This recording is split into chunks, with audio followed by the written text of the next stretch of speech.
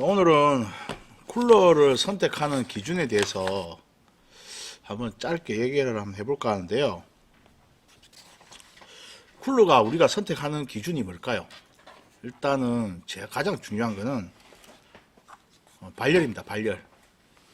발열을 잘 잡냐 못 잡냐에 따라서 그 쿨러를 선택을 하냐 아니냐 이건데, 여기서 우리가 컴퓨터를 구입을 하시면서 첫 번째로 이제 선택의 기로에 쓰는 게 공냉을 쓸 것인지 수냉 쿨러를 쓸 것인지 이것도 기로에 쓰게 되죠.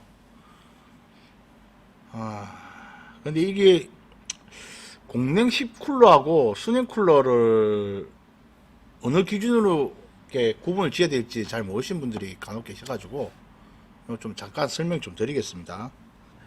흔히들 우리 쓰는 공냉 쿨러들은 듀얼 타워가 있고 고성능 듀얼 타워가 있고 싱글 타워들이 있습니다. 싱글 타워들은 대부분 맥스로 뽑더라 하더라도 220W 정도의 소비 전력을 감당할 수밖에 없습니다. 그 이상으로는 감당이 안 돼요. 그리고 이제 대장급들 공랭 쿨러 있죠. 뭐 농협 NHD15나 아니면 RC1800이라든지 펜타웨이브 Z6D라든지 이런 제품들은 일종의 이제 고성능 듀얼 타워 쿨러인데, 얘들도 뭐 싱글보다는 당연히 성능이 좋겠지만 순행보다는 3열 순행에 비해서는 성능이 많이 떨어집니다. 얘 270, 맥스가 270이나 280 정도 대부분 가지고 있어요. 그러면 이 CPU 소비 전력을 우리가 데이터로 볼 수 있느냐 하면, 다나와에 가면 CPU 소비 전력에 대해서 간략하게 좀 나와 있긴 있는데 전체적인 기준이 되지는 않습니다. 왜냐하면 실사용에 들어가게 되면 적혀 있는 표기된 전력 소비량보다는 훨씬 많이 전력을 소비를 하더라고요. 예를 들어서 13900F를 예를 들면 13900F 한번 볼까요?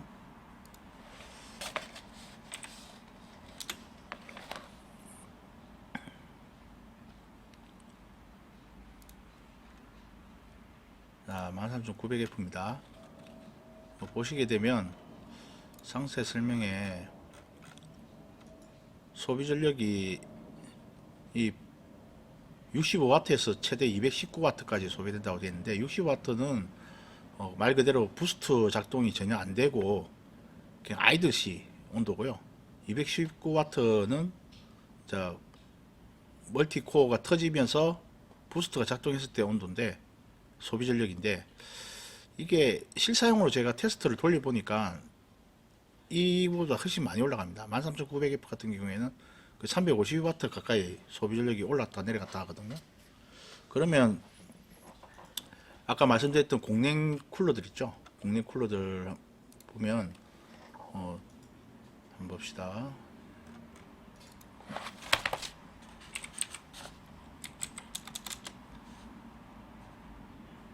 공냉 쿨러들 보면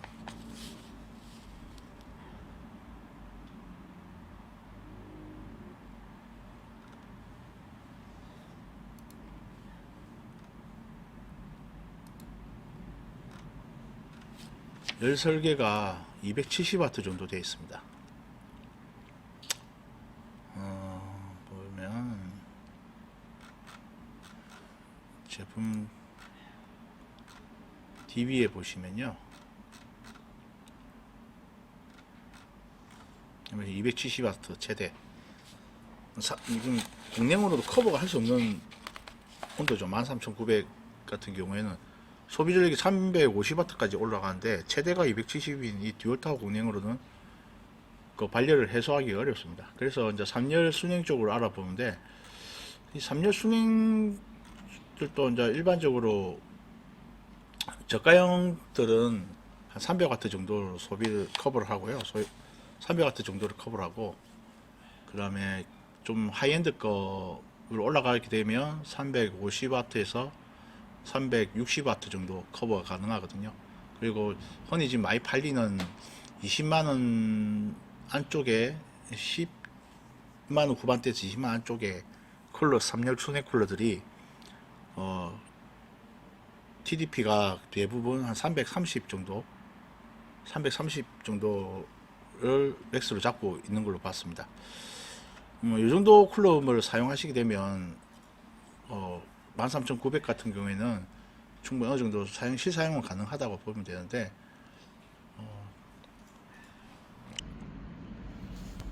자, 온도 확인을 하기 위해서 얼마큼 CPU가 온도가 올라가는지 보여드릴게요. 지금 13900F고요. 시네벤치 잠깐 돌려보겠습니다. 소비전력, 전체 소비전력 여기. 자, 여기 보시면 순간적으로 CPU 전체 소비전력이 350W까지 올라갑니다. 350W까지 수치가 정확하진 않지만 대략 이 정도까지 올라갔다고 보시면 되거든요. 그런데 여기다가 공랭 쿨러를 단다는 것 자체가 에러죠, 에러. i9 같은 경우는 그렇고요. i7 같은 경우에는 330에서 320W 정도 소비되는 걸로 알고 있거든요. 그러니까 그에 맞게끔 쿨러 선택하셔야 되는 게 굉장히 중요합니다. 영상에서 보셨듯이 그 올라가는 TDP 소비 전력이 13900의 소비 전력이 꽤 높게 나온 걸 보실 수 있습니다. 굳이 공랭 쿨러를 꼭 써야 되는 이유가 아니면 고성능 CPU들은 특히 i7, i9, 그 다음에 라이젠 7700X, 7800X, 7950X, 3D 이런 것들은 수냉 쿨러는 이제 선택이 아닌 필수가 되었습니다. 반드시 수냉 쿨러를 사용하시기 바라고요. 여기서 잠깐 여담으로 말씀드릴게, 수냉 쿨러들 라디에이터를 보게 되면 대부분 알루미늄들을 다 채택하고 있어요. 그런데 제가 커수를 몇 년간 해오면서 커수에 있는 라디에이터들은 들어가던 라디에이터들은 대부분 알루미늄이 없습니다. 거의 대부분 황동으로 제작되어 있고, 왜 황동으로 쓰는지는 이유가 분명하지 않습니까? 발열 열전도율이 알루미늄보다 높기 때문에 황동을 쓰는 건데, 가격이 그렇게 부품을 개별적으로 구입을 하게 되면 그렇게 비싼 가격은 아니에요. 3열짜리가 보통 한 6만원 정도, 25mm짜리 라디에이터 두께에 3열 수냉 120mm 3열 수냉이 6만원 정도 하는데, 이게 이제 소비자가 6만원이니까 공장도 가격이나 이런 걸 따졌을 때는 그렇게 높은 가격은 아니거든요. 근데 중저가형 3열 일체형 수냉에서는 단가를 생각해서 어쩔 수 없이 알루미늄 라디에이터를 넣는다 하지만, 우리가 고성능 제품들 있잖아요. 30만원 넘어가는 3열 수냉 쿨러들, NGXT라든지 아수스 거라든지 이런 것들 제품 보면 대부분 가격대가 30만원 넘어가고 40만원짜리도 있고, 아수스 같은 경우에는 가격이 한 50만원까지도 가는데, 이 가격대를 주고 구입하시는 소비자분들은 대부분 온도를 1도라도 더 잡기 위해서 그만큼의 돈을 비용을 투자를 하시는 거잖아요. 그런데 이런 제품에다가 왜 열전도율을 조금이라도 더 좋은 구리를, 그러니까 황동이죠, 황동 라디에이터를 쓰지를 않을까 하는 게 좀 의문점이 듭니다.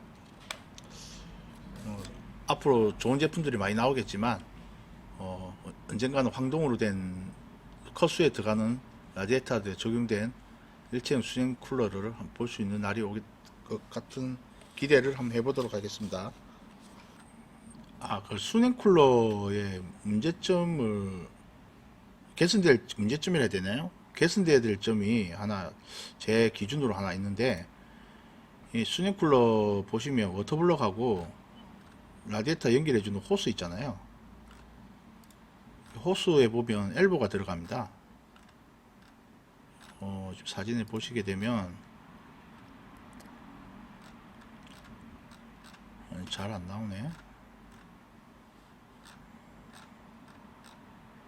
엘보 보이시죠? 이 엘보들이 이게 금속으로 되어 있으면 파손이 될 이유가 거의 없죠. 그런데 대부분 수냉 쿨러들이 다 요 엘보 부분이 다 이게 플라스틱으로 제작이 되어 있습니다. 강도 테스트는 해보지 않아서 뭐라 말을 못하겠지만 아무래도 금속 재질보다는 약할 수밖에 없는 부분인데 일례로 요 부분이 쿨러가 소비자분께서 조립을 하시다가 그 워터 펌프가 책상 모서리에 걸리면서 제끼지는 바람에 요 부분이 탁 부서지는 경우들이 있었어요. 그 소비자분께서 요거 부서져서 어떻게 수리하는 방법을 좀 알려달라 해서 어려웠던 부분도 계신데, 이걸 갖다 비용 이거 진짜 단가 절감, 원가 절감이 너무 심하게 한 것 같아요. 그러니까 일부 금속으로 하나 넣는 데서 이렇게 단가가 차이 나봤자 한 100원 정도 차이 나는데, 그렇다고 수량을 갖다가 대량으로 많이 뭐 수십만 개를 생산하는 것도 아니고, 그거 기껏해야 한 10,000개 단위로 생산할 건데, 그래봤자 개당 단가가 얼마 올라가지도 않거든요. 생산 원가를 그렇게 많이 차지하지 않는 비중이 약한 부분인데, 이걸 플라스틱으로 계속 쓴다는 거는 뭐 고장나면 다시 사라 이건지 잘 모르겠습니다만, 하여튼 좀 개선이 됐으면 좋겠습니다, 이 부분은요.